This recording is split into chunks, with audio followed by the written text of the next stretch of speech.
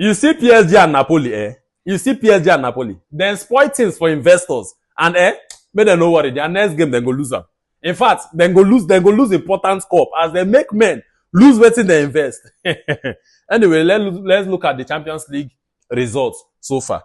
Now, we saw a game between SportingCP versus PSG. This was a game where I would say to the SportingCP's coach, kudos to you. You deserve your flowers. Good game set up from them. PSG were just knocking the ball around, playing sideways passes. They did not even create a lot of chances because this SportingCP, they defended compactedly. They defended together. And what they normally do is that they will catch PSG on counter.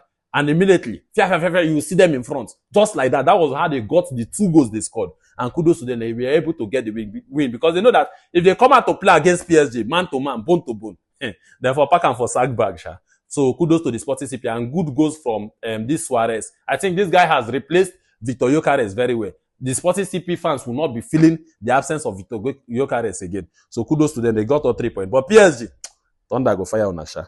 Now, we also saw a game between Spurs versus Borussia Dortmund. Spurs won 2-0. Thomas Frank!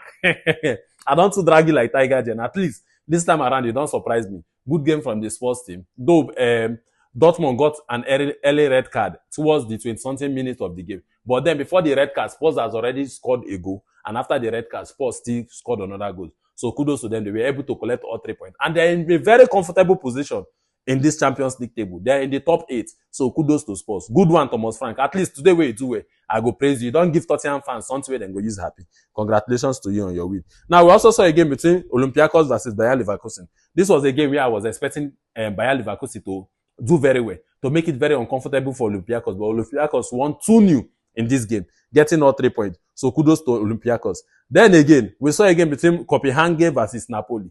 Copenhagen collected red card towards 30-something minutes of this game. And yet, Napoli cannot win this game.